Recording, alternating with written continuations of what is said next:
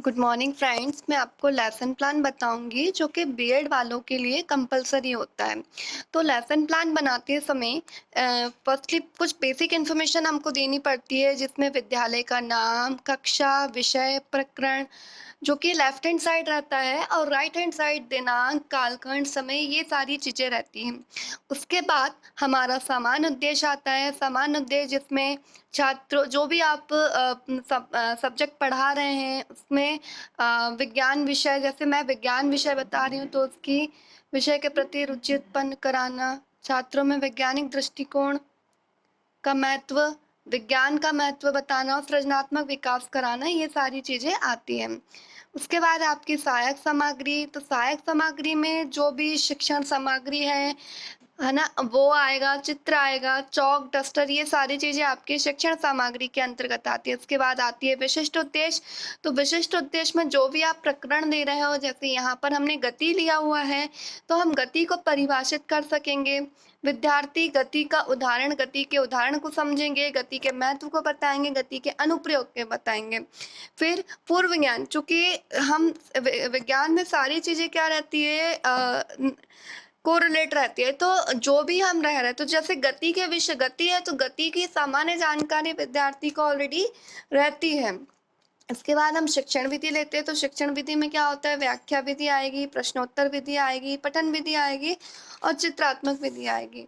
उसके बाद most important part होता है प्रस्तावना प्रश्न। प्रस्तावना प्रश्न में क्या होता है कि जो भी अध्यापक रहते हैं, अध्यापक के मन में, मतलब अध्यापक छात्रों से कुछ क्वेश्चंस करता है, कुछ क्वेरी करता है, जिसमें विद्यार्थी स्वस्थ रहने के लिए क्या करता है। मतलब पहला क्वेश्चन क्या हो गया हमारा कि विद्यार्थी स्वस्थ रहने के लिए क्या करता है, तो व्यायाम करता है, खेल खेलता है, भोजन करता है। अब ये एक दूसरे से कोरिलेट रहते, तो अब अध्यापक, दूसरा क्वेश्चन रहेगा कि खेलों में कौन कौन से खेल खेलते हैं, तो हम क्रिकेट खेलते हैं, फुटबॉल खेलते हैं, और क्या खेलते हैं, हॉकी खेलते हैं।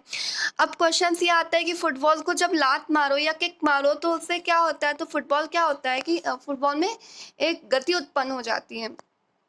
गति की अवस्था से आप क्या समझते हैं, तो गति क्या है, समस्यात्मक प्रश्न है कि तो उसके बाद हम हमारा उद्देश्य क्या होगा कि गति क्या होगी, उद्देश्य कथन की आज हम गति के विषय में अध्ययन करेंगे। उसके बाद हमारी प्रस्तुतिकरण होगी, जिसमें कुछ पॉइंट्स रहते हैं, जिसमें क्रमांक, शिक्षण गति, अध्यापक कार्य, छात्र क्रिया, शिक्षण गति, श्यामपट्ट कार्य, ये सारी चीजें रहती है। अब विकासात्मक प्रश्न होता है कि जब हम गेंद को आगे धकेल दें तो उसमें क्या होगा, तो जब गेंद को हम आगे धकेलते हैं तो उसमें गति उत्पन्न होगा, तो ये एक प्रश्नोत्तर विधि के अंतर्गत आता है। उसके बाद गति के विषय में बताइए, तो गति क्या होगा, गति के विषय में बताना एक विद्यार्थी के लिए क्या एक समस्यात्मक प्रश्न होता है। उसके बाद आता है छात्र अध्यापक कथन। तो अब छात्र जो रहेंगे वो अध्यापक जो रहेंगे वो छात्रों को क्या रहेंगे, गति के बारे में बताएंगे कि यदि कोई वस्तु प्रत्येक क्षण अपनी स्थिति तथा अपने आसपास के सापेक्ष बदलती है तो उसे क्या कहते हैं, गति कहते हैं। तो इस गति की डेफिनेशन को जो रहेंगे छात्र क्या करेंगे, ध्यानपूर्वक सुनेंगे, और जो अध्यापक रहेंगे वो किस विधि का उपयोग करेंगे, वो व्याख्या विधि का यूज करेंगे। और यहाँ पे देखो हमने श्यामपट्ट कार्य में हमने गति क्या होती है, ये सिंपल लैंग्वेज में लिखा है कि किसी वस्तु की एक स्थिति से दूसरी स्थिति में पहुंचने क्या कहलाता है, गति कहलाता है। इसके बाद अध्यापक क्या करेंगे, गति का उदाहरण देंगे, जैसे रेलगाड़ी का चलना, हवाई जहाज का उड़ना, तो ये सारी चीजें गति के उदाहरण होंगे। और छात्र क्या करेंगे, छात्र ध्यानपूर्वक सुनेंगे, और हमने यहाँ पे क्या किया है, चित्रात्मक और व्याख्या विधि का उपयोग किया है।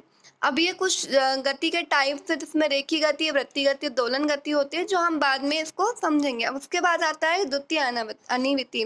तो द्वितीय अनिविति में क्या होता है, गति के प्रकार, जैसे रेखी गति, तो रेखी गति में क्या होता है, गाड़ी रेखी यानी एक रेखा में, यानी सीधी रेखा में गमन करना, दैट इज रेखी गति। छात्र चित्र के माध्यम से रेखी गति को समझेंगे, ठीक है। जैसे मैंने यहाँ पे ये बताया है रेखी गति, उसके बाद घूर्णन गति तो लट्टू के घूर्णन गति यानी गोल गोल घूमने वाली, और दोलन गति तो जैसे हमारा घड़ी का जो पेंडुलम रहता है वो दोलन गति के अंतर्गत आता है। उसके बाद आता है बोधात्मक प्रश्न, आता है कि यदि आप खड़े हो और आपके सामने से ट्रेन निकलती है तो ट्रेन क्या किस अवस्था में होगी, तो ट्रेन की अवस्था क्या रहेगी, गति की अवस्था में रहेगी। तो ये क्वेश्चन क्या है, एक प्रश्नोत्तर विधि के अंतर्गत आता है, और छात्र क्या करेंगे, उस प्रश्न को बहुत अच्छे से सुनेंगे। उसके बाद जहाज का उड़ना किसका उदाहरण होता है, तो ये भी एक क्या होता है, गति का उदाहरण होता है, और ये क्या है, प्रश्नोत्तर विधि है। उसके बाद आता है विकासात्मक प्रश्न होता है, जिसमें अध्यापक छात्रों से क्वेश्चन करता है कि अगर आप दौड़ रहे हैं तो आप किस अवस्था में हैं। तो छात्र क्या बताएंगे, कि छात्र बताएंगे कि गति अवस्था में है, और शिक्षण विधि क्या रहेगी, कि प्रश्नोत्तर विधि रहेगी। उसके बाद गति के कितने प्रकार होते हैं, अभी तक हमने सिर्फ गति के मोस्टली 3 को देखा था, लेकिन अभी हमको ये नहीं पता कि गति के कितने प्रकार होते हैं। तो गति के जो प्रकार होते हैं वो अब हम समझेंगे, और ये क्या होगा, छात्रों के लिए एक समस्यात्मक प्रश्न होगा। तो ये प्रश्नोत्तर विधि के अंतर्गत आता है। उसके बाद हमारा अध्यापक कथन आगत, अध्यापक बताएंगे कि गति के 6 प्रकार होते हैं, रेखी गति, घूर्णी गति, दोलनी गति, आवर्त गति, घूर्णन गति और अनियमित गति। तो अब हम इसको समझेंगे कि रेखी गति क्या होता है, कि रेखी गति जो रहती है, जो वस्तु सरल रेखा में गति करती है तो वो हो जाएगी रेखी गति हो जाएगा। इसका उदाहरण क्या है, इसका उदाहरण है कि चलती हुई जो गाड़ी रहती है, कार रहती है, ये क्या होती है, रेखी गति होती है। उसके बाद घूर्णी गति, तो घूर्णी गति में क्या होता है कि जो